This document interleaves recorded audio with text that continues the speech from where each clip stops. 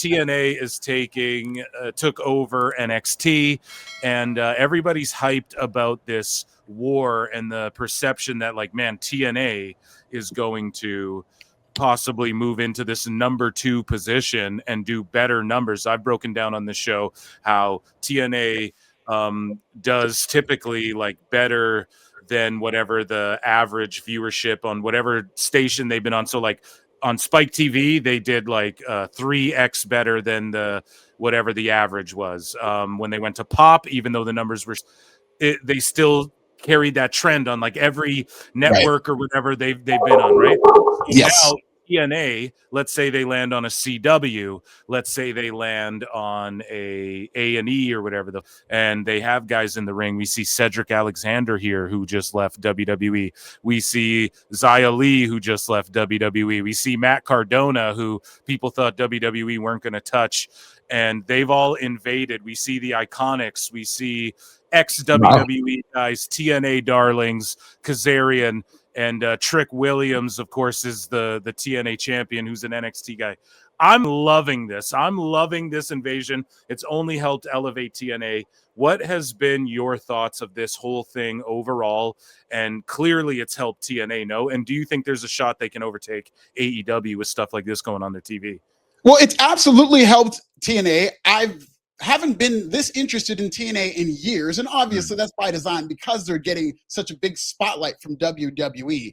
And I do think, I don't know if I want to go as far as to say that they're going to overtake AEW anytime soon, but to borrow a phrase, the grind of TNA, depending how much time and resources WWE puts into TNA, I can easily see TNA slowly outpacing AEW when it comes to viewership, when it comes to weekly television viewership. The CW is over the moon. And when I tell you happy might be an understatement. They are completely excited in terms of what the CW ratings have done. In terms of their viewership and revenue going up 40% on the Next Star brands, which you feel the way you want to feel about Next Star right now, I get it. But the CW has skyrocketed with NXT on that brand, and it's doing better numbers than anything on that television program. So wrestling has a lot of goodwill with the CW. So you did mention the CW as a possibility of TNA showing up there, and I think that's what's going to happen. And if and when that happens, not only are they going to have WWE backing them up, but the CW, in terms of being a brand, in terms of now they really see the value of wrestling, they're going to put a lot of their resources into airing commercials and doing everything they can, crossover promotion to help this brand. So I do think that head-to-head TNA can beat AEW. I remember when NXT lost the Wednesday Night Wars, and they lost bad. If you were to ask somebody, even a year after that, like, do you see NXT overtaking AEW? You'd say, oh, no, they tried and they failed. They went head-to-head and they failed. Well, now NXT has reinvented itself as African NXT, and they've got all these great black superstars, and they've been on the CW for a year. And I have a tweet that's timed to go out on October 1st, and the tweet says that October 1st is a 1-year anniversary of NXT on CW, and in that entire year, 100% of the time in African NXT, the world champion in the men's division has been black, and they've only lost 4 times in the ratings. So you do the math as to what's cool in this country and how you can benefit from it.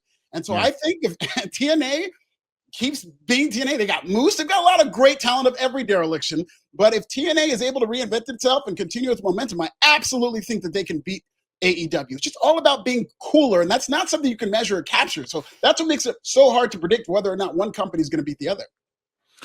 And what do you think, like, when we say beat AEW, it's like, okay, if Collision gets moved to Thursdays, I think they're going to move Collision to the 3rd hour of Dynamite.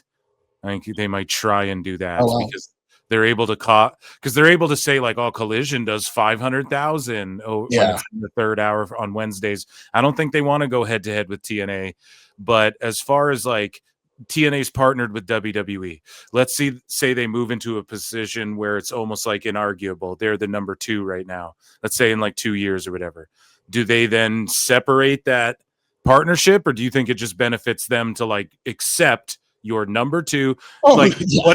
Whatever football league exists isn't going to beat NFL. I'm sorry. So like, do you just accept your number 2?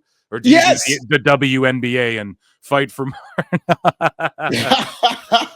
Maybe get a green sex object on the floor there. Hopefully not, man. That's for the sickos. I don't know. Exactly. I will say, as much as I do like TNA, respectfully, the only reason TNA is even a number, and I think they realize this, is because of WWE.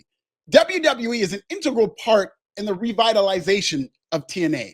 And if they get all these WWE resources and they're growing as a company and eventually they're even beating AEW, it would be delusional to think, well, we can go off on our own. We don't need the machine. We'll come try to go for daddy and be number one. Yeah. Like the fact that they might even be number 3, I think they should be excited about. The fact that they might even be competitive with AEW is an exciting thing. So no, I don't see TNA at any point, unless there's like an argument. The only way I see this, and this could very well happen, this is a wrestling business. There's a lot of egos involved. We're doing an invasion angle, so there's going to be a lot of politics behind who wins, who loses, when do they win, when do they lose. So something like that could absolutely hurt the relationship. But I don't see this relationship fracturing because TNA got too big for its britches. I think it would be foolish for them to think that they're number 2 for any other reason than WWE, because then you're not going to go from number 2 to number 1. You'll go from number 2 to number done. Yeah. Do you think it's fucked up that they won't touch Cardona, like WWE won't, but then they're like, yeah, you can be part of this TNA Invasion thing? Like, you don't think there's money with Cardona and Cody Rhodes or something on the main roster? Of course, Matt Cardona, and this is why Cody Rhodes is one of my favorite wrestlers. Congratulations to Cody Rhodes for being on the PWI 500 2 years in a row, whatever that means. Yep. But I love the idea. I just have that spirit. Maybe it's because I'm a comedian and I go around and it's a very independent business where you're like kind of a contractor. And I always loved wrestlers who are able to go out on their own and make their name without the machine. And Cody Rhodes reinvented himself that way. It's no question, and it's no surprise that he's friends with Zack Ryder / Matt Cardona, who did the same thing and became the king of the Indies.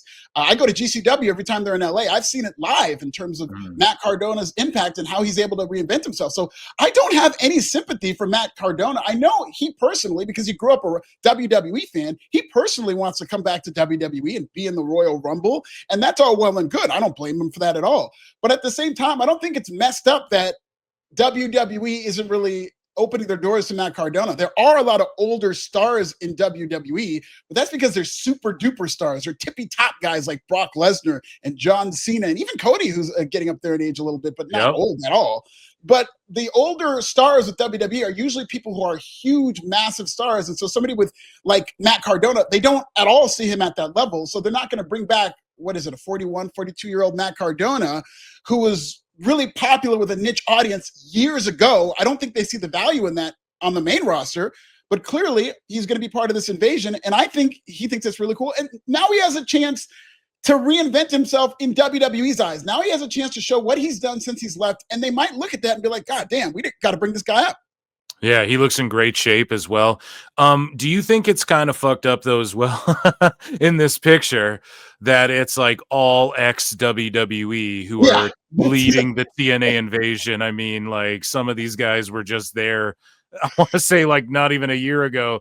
Yeah. And we're not seeing Nick Nemeth and some of those guys, but like this whole ring is just filled with, other than Kazarian, it's all like people who did time in WWE and are now in TNA. Do you think that's a little wild? Like these are all our ex guys and they already know how to work our, like, shouldn't it be the I don't know, some names like Diener or Moose, right? Thank you. Hey, Tessa Blanchard, let's get canceled. Tessa Blanchard.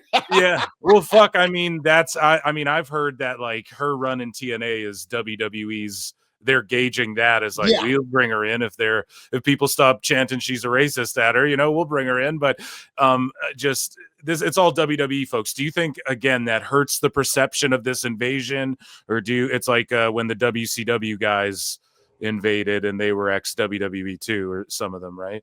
Yeah, and that's why I talked about the politics. You could see the politics in this picture alone, in that WWE had a hand in choosing who's going to be on their TV.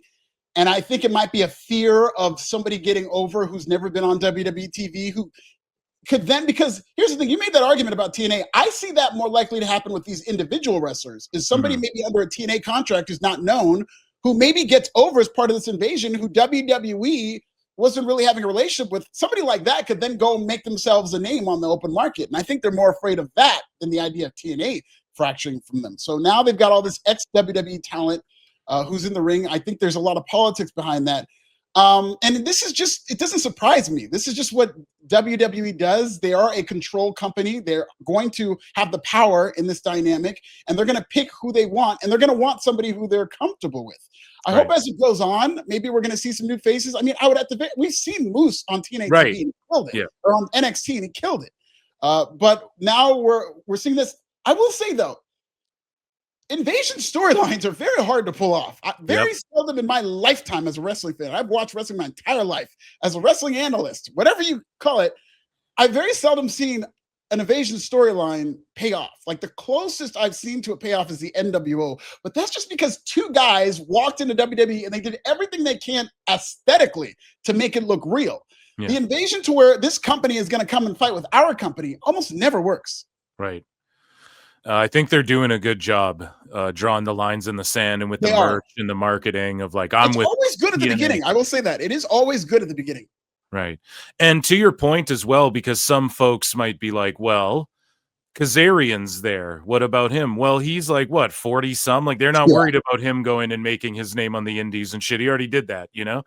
So what you're saying makes perfect sense, like with everyone else in the ring, right? So